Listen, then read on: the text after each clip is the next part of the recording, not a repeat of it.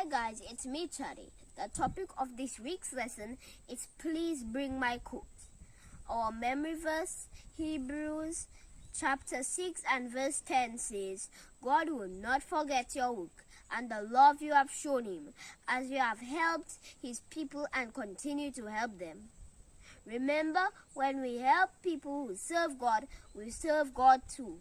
Paul was very familiar with being away from home. Although he was a servant of God, he was in prison, surrounded by stone walls, with only a small window to shed light in the darkness of the cell. His ankles were chained as if he was a dangerous animal. When he was younger, he was cruel to Christians, but God had changed his life, and he became one of Jesus' strongest defenders. Paul thought that the Roman Emperor Nero would put him to death for worshiping Jesus. He sat there thinking about his young friend Timothy. Timothy had become like a son to Paul. From the time Timothy was a child, he was taught about Jesus. His family had invited Paul to their home many times. Now that he was older, Timothy often traveled with Paul. Together, they had preached and encouraged the other Christians.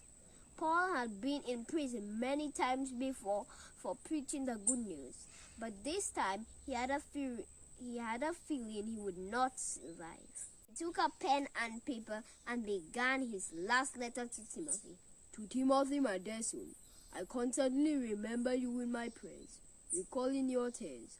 I long to see you so that I may be filled with joy. Reminding Timothy that Jesus had destroyed death. That was the good news that everyone needed to hear so they could be joyful. Paul was not ashamed to suffer for sharing this good news with others. Paul was eager to share this wonderful news with others. We should be eager to do the same.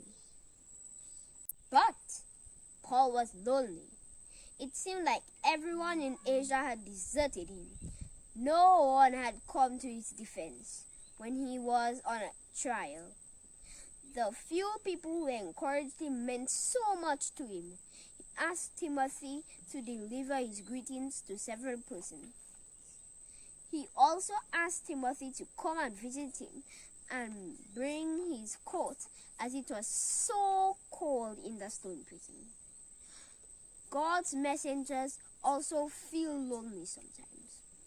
Pastors often spend most of their time thinking of the needs of others. Let's remember to be kind to God's messengers. It will bring them joy and it will make you feel good too. God bless you and see you next week.